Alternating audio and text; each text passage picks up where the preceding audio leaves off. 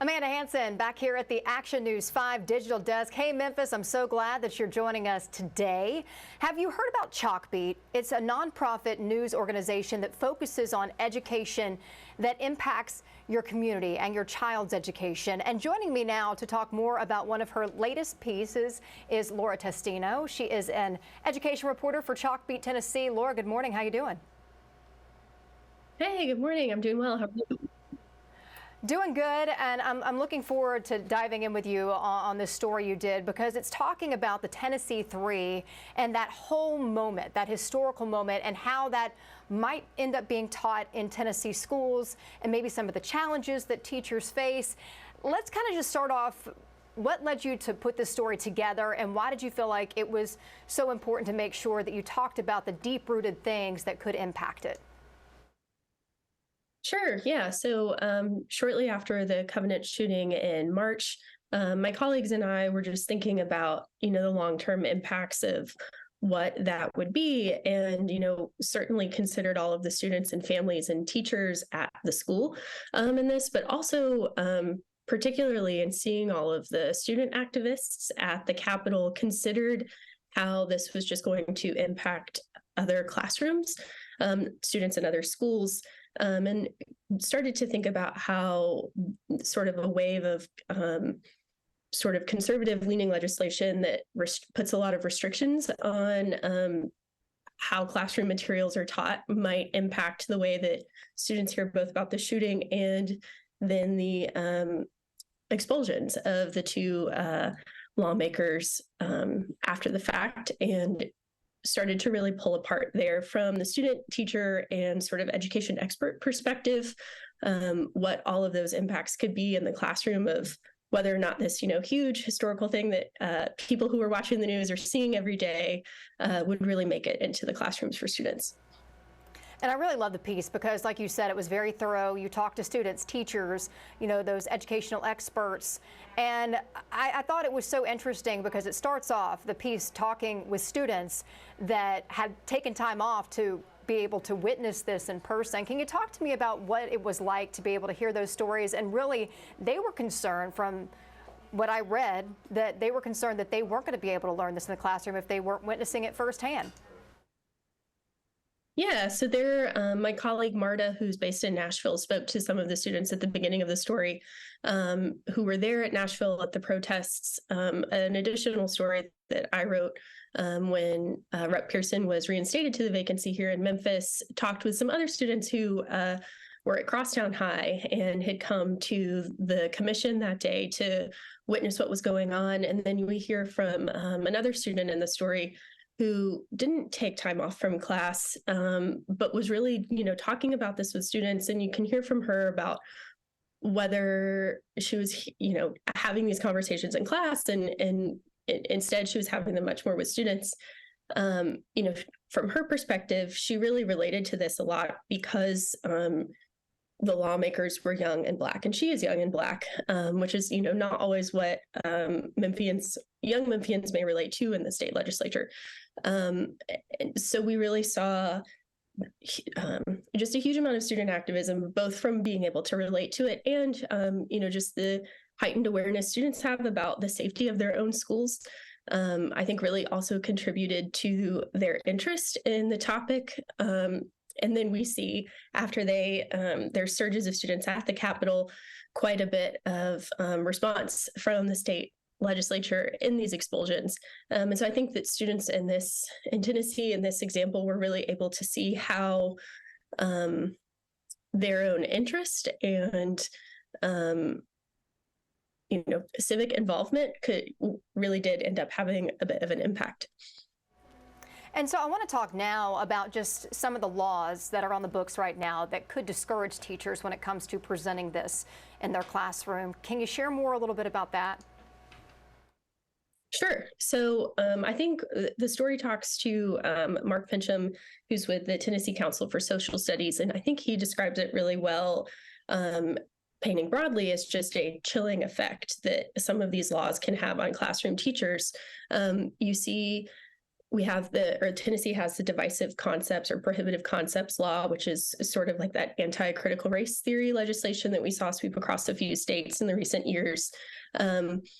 And then we also just have in Tennessee kind of a focus on particular civics kind of courses in schools and civics education. We have a governor who, of course, has been supportive of Hillsdale, whose civics curriculum is much more focused on American exceptionalism than also maybe looking at shortcomings that America has had in the past. Then, of course, we also have here laws that are restrictive on certain books that teachers can have in libraries or that the school can have in their library. But all of those have the specifics of the laws themselves and particular consequences, but overall together really have a chilling effect on teachers and how they feel that they make certain choices in the everyday, day-to-day class because of the fear of what some of those consequences are, or maybe what the stated or understated from their administration is about how the school itself will be, sticking to these laws. So you see a lot of differentiation because of that, depending on where you are in Tennessee, as well as whether you're in a classroom, perhaps with a veteran teacher or a new teacher, right? New teacher coming in with new laws, having to stick to the standards that may not be as flexible in Tennessee to incorporate some of these things. Those, teachers may be less likely to broach some of these topics than a veteran teacher who's had experience in the classroom for a long time and can really understand how to and feel confident in implementing more like evidence-based. So looking at a particular document of text and just discussing events like this with those kinds of documents than other teachers may. And I know you did talk to some teachers, one of those being one at White Station here in Memphis. Can we talk about maybe how they approached this topic and if the way they did it varied between teachers? Sure. So you'll notice in the story, we talk with Erica Sugarman, who is a county commissioner who voted to reinstate Rep. Pearson to his seat here locally. We also talk with other teachers.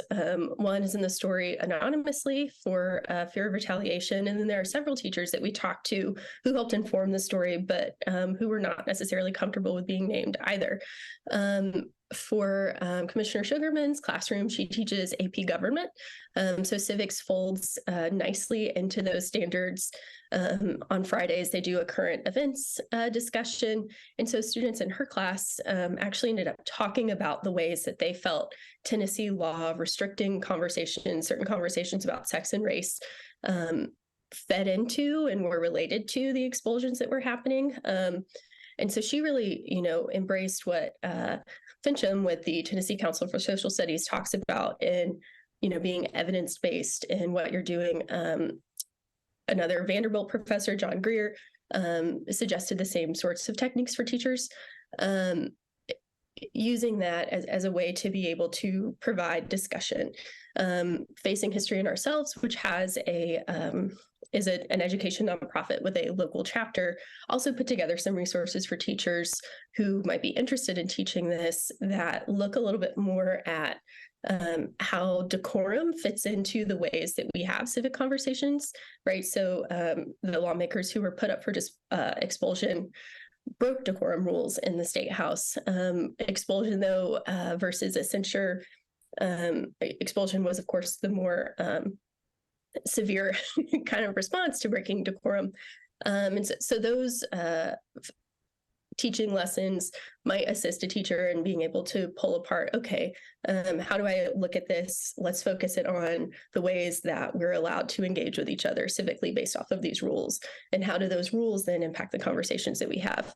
And so you have veteran teachers like Sugarman who feel more comfortable with those approaches, whereas newer teachers or teachers who, depending on where, again, they are in the state, maybe a little bit more hesitant to do that. And like we heard from the one teacher who was quoted anonymously, they just avoid kind of the conversations like this altogether. So students in that class would miss out on this kind of thing because of the fear and the chilling effect of these types of laws. And student activism was very pronounced during these events. Why is that? Would you say it's because of the Covenant shooting that really just springboarded this whole conversation? Is it more than that? Yeah, I think, don't want to repeat myself too much, but, I think that there are students here, particularly at Memphis, who are young and Black, who see themselves, like Maya Logan did, in these young Black legislatures who were expelled. But like she also said, the Covenant shooting was a really big deal for her. It's a, large mass school shooting in Tennessee.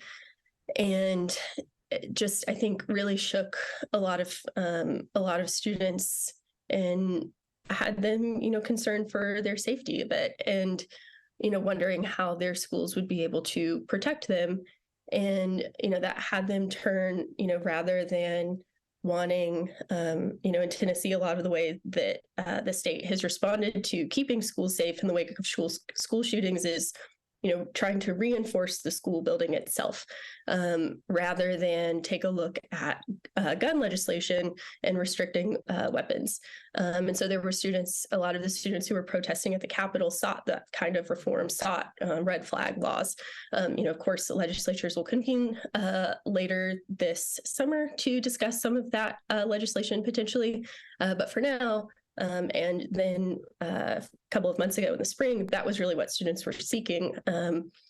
And, I think just want to be able to go to class and feel safe in their classrooms. Well, Laura, this has been a very interesting conversation. Obviously, we talked about a lot. If people want to go read your full story, where can they go to do that? Chalkbeat, so CHALKBEAT.org, and select Tennessee Community, and it will be on the homepage there.